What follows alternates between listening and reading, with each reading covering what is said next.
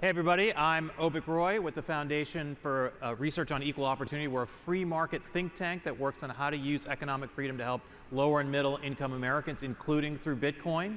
I'm also the policy editor at Forbes and a senior advisor to the Bitcoin Policy Institute, along here with my colleague Matt Pines, who's a National Security Fellow at the Bitcoin Policy Institute, and Alex Brammer, who helps run a really important activist group called the Bitcoin Today Coalition.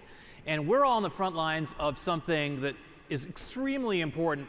We would argue, maybe we're a little biased, that this is the most important topic that we'll discuss at this conference, which is the fact that, look, we all know that the Bitcoin network is resilient, that it's decentralized, that it can't be shut down by governments. But governments can do a lot to suppress and restrict the growth of Bitcoin adoption. They can make it harder for people to use Bitcoin. They can do a lot of things to make the community that we're trying to build a lot harder to build. And that's what we're going to talk about today. And I just want to go straight to you, Matt, and both of you actually. Like, what would you say is the most significant threat that you see to the growth and adoption of Bitcoin that governments are initiating? Well, I think we have to look at examples that we've seen in the recent past of authoritarian inclined governments that see the growth of an open, decentralized monetary network like Bitcoin as a threat to their system of power in China, right? So they had a crackdown a few years ago, and they kicked out the miners. And it's very difficult if you're a Chinese citizen to access Bitcoin and to use Bitcoin in a free and open manner. And so I think we have to use that as a case study of the sorts of controls that can be imposed in a certain jurisdiction. And so you are accountable to the political authorities under whose jurisdiction you reside. And I like to see Bitcoin succeed in the United States. I wouldn't want us to go down that trajectory that we saw the Chinese Communist Party follow. And so that is the risk, is that as you enter an environment of increasing geopolitical competition, anxieties of states increase. And they want to try to suppress volatility and to try to control the things that they can't control. And so there is a risk that the reaction in the West to try to compete with China leads us to try to emulate the same sorts of approaches that China has, and we don't really want to try to outcompete them on authoritarianism. But I think that is a risk. You look at history where you enter modes of increasing geopolitical competition. There is a risk that the state tries to arrogate more power to itself. And yeah, it's interesting, Matt, because when the mining ban happened in China and all the miners moved to where I live in Austin, Texas, we all celebrated. We're like, see, this shows this FUD about China was always wrong. The Bitcoin network is going to endure. But you're making the interesting kind of countervailing point that, well, hey, look at China. Bitcoin is really hard to use in China. Yes, there are some peer-to-peer transactions that go on, but it's incredibly limited, and the global utility of Bitcoin has been successfully thwarted, at least in China, by the Chinese government, and maybe more governments will adopt that. Yeah, it's about on-ramps and off-ramps, right? Yeah. Like fundamentally Bitcoin, TikTok, next block, but if you want to be able to use it as the most, in the most effectively possible, it's going to have to interact with the legacy system for now. And that means that those jurisdictions that have control over those on-ramps and off-ramps, that's going to be the main choke point. Alex, how about you? Yeah, I mean, I think established power structures see Bitcoin as a threat. I think you're right. When you look at the trend of national governments around the world and supranational organizations, they are very nervous that Bitcoin is going to disrupt their ability to control the systems that they've grown accustomed to controlling and benefiting from. The parallel that I would use is a little bit older in history. Nuclear technology emerged in the middle of last century. Very promising technology for generating clean, reliable energy. We saw a huge growth in the 60s and 70s of power generation here in the United States and abroad, and then a few significant, but a few issues around risk vectors, primarily around safety, 3 Mile Island, Chernobyl, and a few others, and a coordinated political campaign to delegitimize and kind of discredit the benefits of nuclear in the public in the public eye, really crushed what was a hugely beneficial technology and really subdued its ability to be built out and to proliferate. And our energy systems would probably look a lot different right now. The grid carbon emissions would probably look a lot different right now. Power reliability, power systems reliability would probably look a lot different right now had that not happened. And I think in many ways, there was a failure of the nuclear lobby and those folks in the industry more broadly to adequately address what was essentially the FUD of the middle 20th century against nuclear.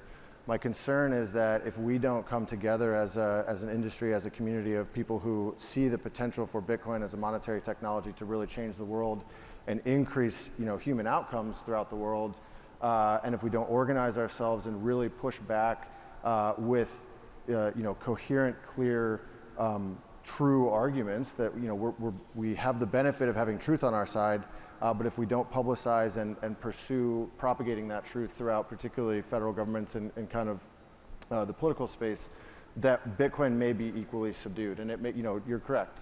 You can't stop the TikTok next block. You can't stop Bitcoin, but you can make it really difficult to achieve the level of adoption that we want to achieve, for it to really reach its full potential. Yeah, just at our think tank, we do a lot of work on nuclear energy as well, and there hasn't been a new nuclear power plant application approved by the Nuclear Regulatory Commission basically since it was created in the early 1970s. So, aside from Vogel, right? So the pre-existing nuclear plants still continue. So we think nuclear power is legal in the United States, but no new nuclear power plants have been built. And it turns out that literally 5 years worth of carbon emissions could be saved if we had done like the France approach or the Ontario approach, where they've done a lot with nuclear energy. So this whole thing about this gets us to kind of like, what's the other case for suppressing Bitcoin in the US? It's the energy consumption, but it's not our fault that the energy grid is built on coal or natural gas or whatever it is that Elizabeth Warren doesn't like, because we could have had a low carbon or zero carbon electrical grid if we had legalized nuclear energy, for example. We just have chosen not to do that. Has nothing to do with Bitcoin. Yeah. So we've talked about, feel free. So we've talked about the suppression of mining and crypto on-ramps and off-ramps. I think people in the US might worry a little bit less about that. Should they be worried about that? Yes, it's a problem in China. In the US, we've got the Coinbases and the Krakens that can lobby the government, at least convince a handful of senators, hey, these are real businesses. Mm-hmm. Should we still be worried about this in the US? Yeah, I think what you're seeing in the banking system right now is that there's going to be a wave of consolidation. So what existed as potential more opportunities for on-ramps or off-ramps are going to be limited. And that's being done not necessarily directly to choke point Bitcoin, but it's going to have, I think, that as a collateral consequence. It's going to be just like more limited ways to access the traditional system. And it's going to have to go through a bunch of much more centralized intermediaries. They're going to be much more closely aligned to basically helping finance government debt over the next several years, right? That's the main function of the private banking system now, is essentially to help, act as a arm of the Fed to help us get through this period of sort of financial repression. And these sorts of mechanisms are going to be applied to, restrict the ability of sort of capital to leave that system very freely. And so I think you should just expect that to continue. I would argue, and you tell me if you disagree, that a nearer term threat within the United States relative to on-ramps and off-ramps mm-hmm. being banned would be the potential development of a central bank digital currency. This is something, of course, that China has piloted, has rolled out. The Federal Reserve is exploring mm-hmm. a central bank digital currency. There are lots of people in both the Republican and Democratic parties that support a central bank digital currency. Chris Giancarlo, the former head of the CFTC under the Trump administration, has been a real advocate. He believes that central bank digital currencies can promote privacy in the United States. Do you see that as a potential vector for suppressing on-ramps and off-ramps for Bitcoin, either of you? I don't think that that's a direct, maybe it's indirect. It provides for a level, a granularity of control and surveillance of financial transactions. And so there may be, it may be impossible to spend your retail CBDC or fund your Coinbase account with your CBDC. So there may be a level of control there. I really think that the broader risk to on and off ramps is really just around what Matt was mentioning around capital controls. They're going to justify. They are going to make, and they are quietly making right now, national security arguments around capital controls. And as you see, financial market volatility increase as we move into the latter part of the 2020s. They're going to draw spurious connections between domestic financial stability, national security, and alternative assets, Bitcoin being the primary adversary that they see in their minds in terms of their ability to control the financial system. That is going to be the justification for shutting down on and off ramps. They're already starting to, a lot of what they're doing right now at the regulatory level is they're attempting to push these businesses outside of the United States. They don't, I think they probably get that, okay, Bitcoin can continue to function if that happens, but they see it as, hey, we're going to get it out of our backyard so that we can continue to control our own internal financial system. Will it work? Probably not. I mean, CBDCs can be a pretty exquisite tool for capital controls, they right? can, I mean, yes. that's, if you are really about capital controls, what better way to do it than basically to be able to monitor and censor every transaction?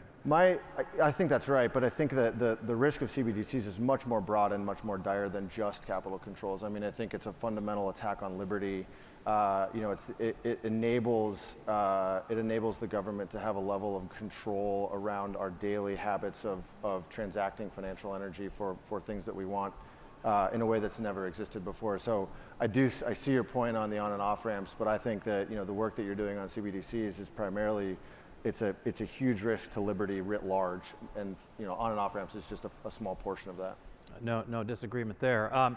Let's talk about the mining tax policy innovation. So I believe it's Sweden that applied basically a punitive tax to drive miners out of Sweden. The Biden administration has proposed a 30% tax on mining revenues in the United States. That's just a proposal. There's no action in Congress on that. Republicans in the House, I don't think will ever approve such a tax so long as they have one chamber of commerce. But it's out there as a proposal. It is possible that there comes a point where that's part of a tax package like we saw in the previous Congress when the Democrats did have all three chambers, so to speak. Are either of you concerned about this? Are you doing any work thinking about this tax policy? Well, it's interesting, right? If you're thinking about it just from a US perspective, if you were really trying to be clever and place a trap for Bitcoin miners in the United States, you would want to encourage more hash rate to come onshore over time, and then sort of boil the frog slowly, increasing kind of the soft capture coercion on those regulated entities. So ironically, if you put in place a really punitive tax regime, miners are just going to go overseas, and it's a global free market for hash rate, and that is actually going to be sort of counter to an objective that you might have if you're in that position to try to soft capture 51% of the hash rate. So to the extent that these are working at cross purposes, right? This is an example maybe where the government doesn't have a entirely coordinated plan, right? It's this is mostly like a political signaling, I think, from a certain perspective that just wants to send a piece of talking points. I think there's you're exactly right. Like a 30% tax would basically make most US-based miners, particularly as you see mining marginal revenues continue to compress as global hash rate increases, it would essentially bankrupt most major miners in the United States. Now, if you are more creatively, or if you put it in a negative, like conspiratorially minded, there could be a regime where they put in place something like this, but then they allow for tax breaks for certain type of miner behavior. And so if you agree to something akin to the OFAC sanctions or OFAC, basically censorship of transactions based on an OFAC list or something like that, you are able to get a tax break from the DAME tax and allowed to remain domiciled in the United States. And so these types of kind of flank attacks are something that I do think about. That's purely speculative at this point, but I wouldn't put it past folks to be thinking in ways like that. So how do we regulatorily capture this industry without an outright ban, without taking some kind of a constitutional challenge or judicial review? And so I think it is largely signaling right now, but I think that we do need to be vigilant of more creative ways that they could be trying to attack the industry. Let's take some time to talk about two things that I know in the Bitcoin community come up a fair amount as, let's call it, tail risk concerns about Bitcoin. One is quantum computing, potential of quantum computing to bust SHA-256, and the other is the potential of a nation state to engage in a 51% attack. We agreed when we were preparing for this panel that those are relatively far-fetched risks, but I'd love for you two to talk about why you think that. Well, yes, we only have a few minutes, so going into the depths of quantum computing might be a bit beyond our scope. But yeah, I mean, I'm somewhat of a skeptic on a fully universal quantum computer. I think theoretically it's possible, but there's a long way to go from theory to actually building a working device. And so, it's theoretically possible. But if it were to manifest, I think a lot of other things in our modern society would also be damaged. And there's lots of work on going post-quantum encryption, and it would be a major challenge not just to Bitcoin but to most encryption protocols we have that sustain most modern technology. But I actually think I'm relatively bearish on like a fully physically realizable quantum computer in the near term. A nation-state attack is more interesting. Thinking through like the coalitional game theory involved in if Bitcoin gets to a point where nation states have sufficient motivation to attack Bitcoin, that they're not financially incentivized, right? So their cost incentive. So they can spend $10 billion if they really wanted, right? Which is I think global total, like mining revenue. So it'd be very expensive. And how you think about the different sort of coalitional incentives at that scale is I think an underexplored question. I'm not even going to touch the quantum computing stuff because I don't know anything about it, but I do generally agree if that happens, we've got a lot of other stuff to worry about. On the mining side, when you look at the game theory, I think you can think at the theoretical level, it sounds attractive. In my day job, I used to help run a mining pool, and now I run big mining infrastructure. And so kind of at the physical and the digital layer, mining is more complex than I think some people realize, and it's also much more decentralized than I think a lot of folks realize. At the physical level, I think it would be almost impossible to control that level of hash rate. Like that's a lot of steel in the ground. It's roughly 5 to 7.5 gigawatts, depending on what estimate that you are going to go with. At the virtual level or the digital level, when you think about at the software level of the pool, this is why we have these concerns about pool concentration or pool dominance ranking. So if you go on mempool.space, you can kind of see what percentage of hash rate is flowing to a single pool. That's a little bit more concerning because those are actually the miners. Like when you think about mining on the protocol, the pools are what is actually submitting those block templates. That's why, as a miner, like in my control room, I have that chart up fairly consistently and all the operators are trained. It's a tail risk at this point, but if you see that number start to tick up to 45, 47, 48%, we need to switch, we need to fail over to another pool. It's really easy to fail over to another pool. You can do it, and you can do 60,000 miners in a minute or two. So from a technical level, I'm not as concerned. Now, where I would become very concerned, if you for some reason start to see pool dominance coming up, where a single pool is 47, 48%, that would be getting a little bit concerning. And if you start to see a majority of physical hash rate locating in a single jurisdiction, because then there are coercive measures that the state can take that, and again, it's a coordination problem that is mind-numbing to think about, but I think about physical and virtual hash rate concentration as the metrics by which to assess that risk, and right now I'm not all that concerned. I spent a dozen years on Wall Street before I started doing this stuff for a living, and Wall Street's replete with stories of the brothers who tried to corner the silver market or the gold market, the copper market, and it always fails, and these pretty spectacular collapses. This is a bit analogous to that, actually even harder because of all the hardware that you have to acquire to engage in the attack. All right, we got 4 minutes left. We've talked about a lot of things, some things to feel probably a little good about in the sense that they're not as threatening as one might worry about, but other things that are actually pretty significant threats. To what degree do you think the Bitcoin community is sufficiently concerned about the things that the nation states and the global financial system are doing? We haven't even talked yet about the Bank of International Settlements and the M-Bridge system to connect central bank digital currencies around the world. How serious are the threats, and how are people in the movement sufficiently concerned about the threats that are out there?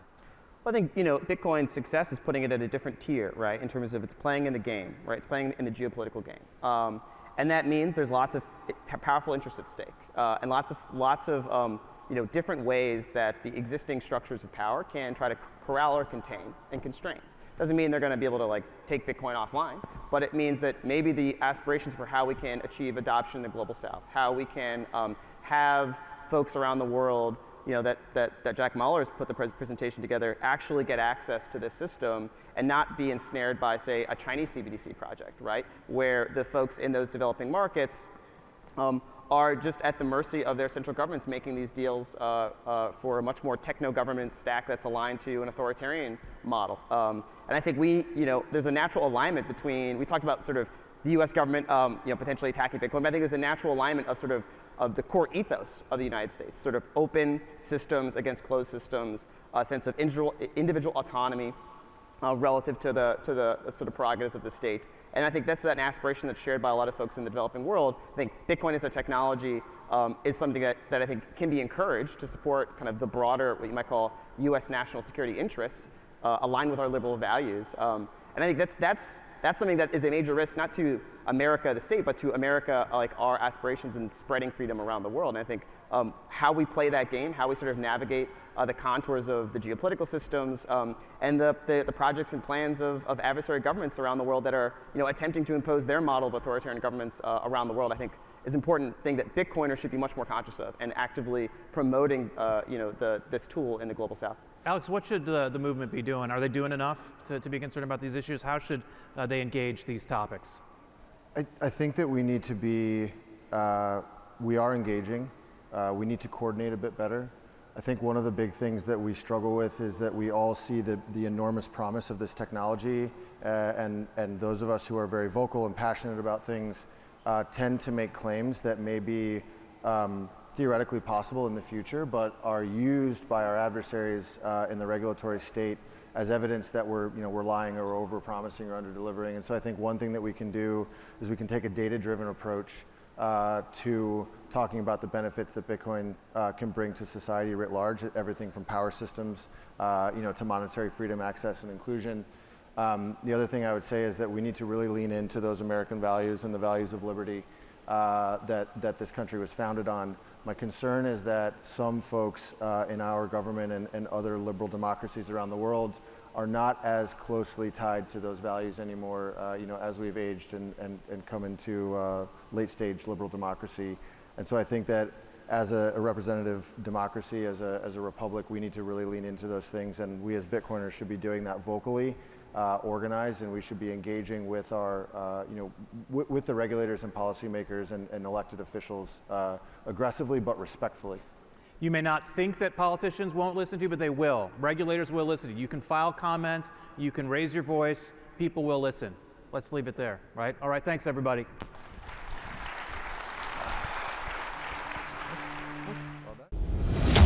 Thank you, Miami, for the last 3 years in this amazing city. The whole world shut down, but Miami welcomed us with open arms. We want to show Bitcoin to the whole world. We are taking the conference on the road to set the stage for Bitcoin in a new city.